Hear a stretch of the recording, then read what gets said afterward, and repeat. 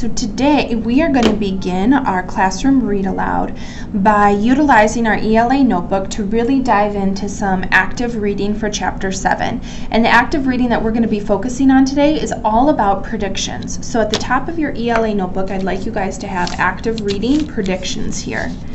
So your job today, as we read through chapter 7, is going to be to write 3 predictions that you have about this book. And they can be anything at all. Predictions about the characters, predictions about the problem or problems that the characters are going through, or maybe you are even starting to get some predictions for some solutions that are going on here. So for your work today, your active reading today for chapter 7 of Counting by 7's, you need to write 3 predictions you have about this book. Here we go. Let's get started. Dell didn't see many girls. Boys got into a lot more trouble at school.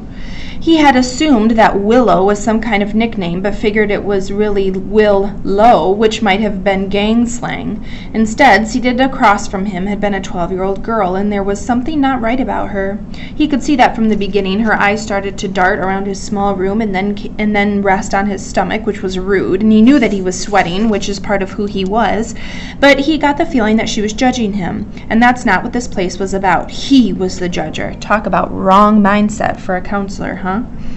He needed to put her in a category of strange as soon as possible so that he could discount from whatever was happening in the room. Dell had glanced over at his computer and reread the email that had been sent from Principal Rudin. The message said that the girl was some kind of cheater. He didn't get many of those. So she was sneaky. Well, so was he. He had to get to the bottom of it. She wasn't a weirdo or a lone wolf or an oddball or a misfit, but she was super strange. That much he could figure out.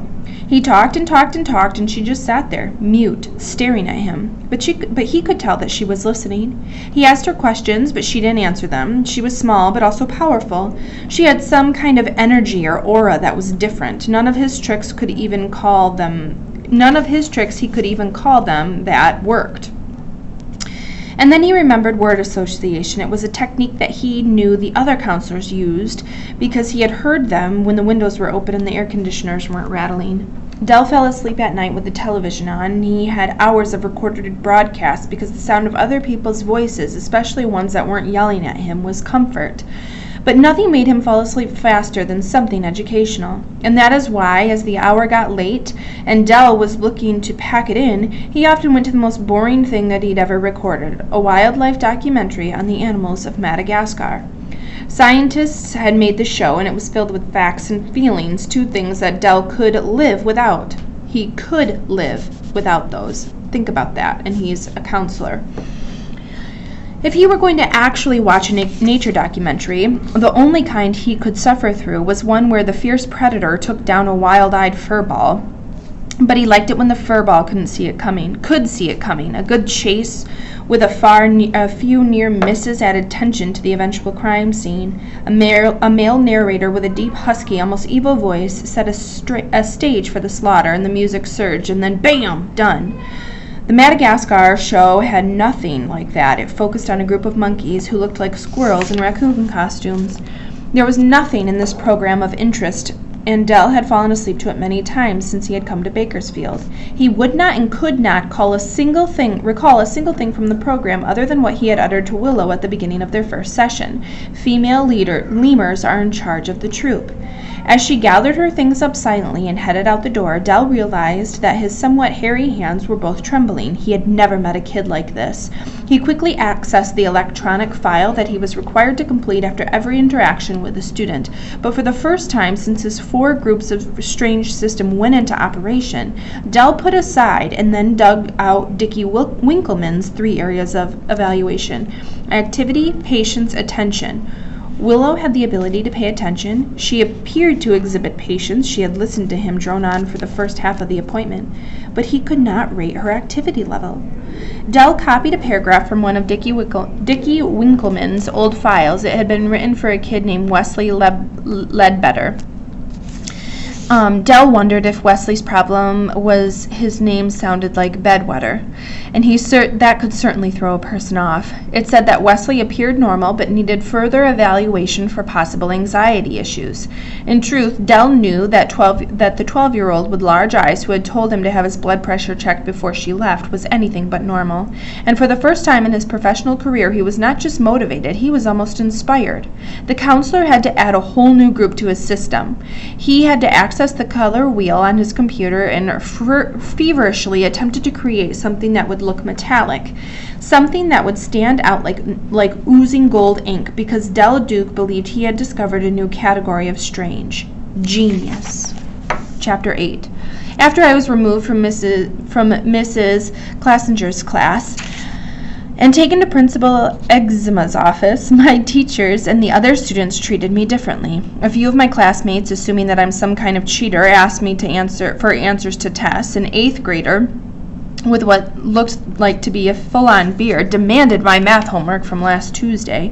I was so startled that I gave him my entire binder, which I later found on top of the trash by the boys' bathroom near the gym. He had left half a roll of breath mints inside, but I think it was an accident, not a gift. I was surprised that I was looking forward to the long walk from Sequoia Middle School over to the district office where I had my second meeting with Mr. Del Duke. Knowing that I had somewhere to go gave me a new sense of purpose, even if it meant lying to my parents. But it was easier to lie the second week than the first time around, which was sad. I decided any behavior, good or bad, could become routine. This was probably why people were able to empty porta potties or regulate quality of canned cat food in factories with actual taste tests. Now, when the bell rang, the school suddenly exploded, because that's how it felt, and I gathered up my things with new gusto. I like the word gusto. It should be used more in daily life. The doors of the school flew open, and students burst from the building as if there had been some kind of toxic waste spill inside, and I was now a part of that. I, too, had someplace to go in a limited amount of time to get there. When I got to the office, I could see right away that Del Duke was prepared in a different way. He still looked as if he had slept for the last week in his clothes, and his beard had been trimmed, but his beard had been trimmed, or at least washed. And his very cluttered office had been straightened up. However, what made me smile as I stood in the doorway was that I saw he now had a small silver frame on the side table behind his desk, and in the picture frame, like some sort of lost relative, was a photo of a lemur. He was nervous. He struggled to make conversation, and then he finally just blurted out, "What would you think about taking a test again, like the one you did at school?" I decided that was why he was anxious, so I put an end to it. "I'll take one right now if you want," and that made him very happy. He had a folder behind his desk with test booklets inside, and he was suddenly all jumpy, and I had to help him with the pencil and the timer. I tried to explain that I wouldn't need the allotted 50 minutes, and he didn't believe me until I finished the first test in 14 minutes, and after he corrected the exam, I removed another booklet from the pile and did one in 12 minutes and 7 seconds. If I could have the perfect test conditions in a room with decent ventilation and a glass of unsweetened green iced tea, I would have cut off another 2 minutes. I got up to go because my session was over and Del Duke was smiling, an unbroken mouth expression. He said that I didn't miss a single question on either test, and I said in a matter-of-fact way, flawless. Maybe he thought we were playing a word game because he made a fist and pumped it as if he were pulling down a parachute cord, even though I had never done that, and I don't understand how enthusiastic one would be able to pull the chute. And then he said in a voice that was too loud, "Willow Chance!" Mr. Del Duke didn't even wait for a week for our next meeting. He thought I should come again during the first open hour of the day. He told me that he would bring a surprise to the meeting, and I have never been big on surprises, but I didn't tell him that. I was planning on assessing the acidity of the soil in my garden for the rest of the week. I had worked hard to keep it at a pH level of 6.5, but I agreed to return because he seemed to be very excited about the aptitude test, and I thought that he might be depressed. It was possible that he was making some progress in his mental health condition by seeing me. The next afternoon, I was 5 days early, and right away I knew something was different. The door to the trailer was open, but not wide like usual. It was only it was only open a slice. So I looked inside and I didn't see Del Duke, but I did see 2 bodies, not dead bodies, alive bodies. I stepped back and one of the 2, a teenage girl, had seen me and she said, "It's okay, you can come in." And I didn't know if I should do this. The room was cramped and even though there was an extra chair, I felt like I was intruding. But then the girl got up and pushed the door open all the way and said, "We're almost out of here." I could now see the older boy was hunched over a coloring book and he was intently filling in the spaces. I never understood coloring books. Either draw a picture or don't, but why waste your time coloring someone else's work? I never thought about that, by the way, until I read this. I knew that Del Duke saw other students from the school district, but the sight of the 2 older kids made me uncomfortable. The girl suddenly said, "My brother won't leave until he finishes his assignment. I'm sorry. His session was over 10 minutes ago." The boy shot the girl a hostile look, but then returned to his feverish coloring. And then the girl continued, "Mr. Duke went to get a soda, or at least that's what he said he was going to do, but he's been gone a very long time, so I don't believe him." I nodded, but I didn't speak. I admired the suspicion in the girl's statement, and I now hoped that Del Duke didn't walk through the door holding a Diet Pepsi. I made a note to myself to talk to him about soft drinks. Those beverages are not healthy. I was tired from dodging the volleyball and gym class, so I took the only other seat in Del's office. I didn't want to stare, but the teenage girl now at my side was visually very interesting. Like me, she was someone impossible to easily peg in terms of an ethnic background, and at first glance she might have been African American. Her skin was dark and her hair was shiny black on a bed of curls. I kept my head facing forward and completely still, but moved my eyes around into their corners to get a better look. With this closer peripheral examination, I suddenly wondered if the girl was Native American. I took great interest in the cultures of indigenous people. Was the girl a member of the Cahuilla tribe? The Cahuilla tribe lived in Southern California and once thrived in Bakersfield. It was possible, but not probable.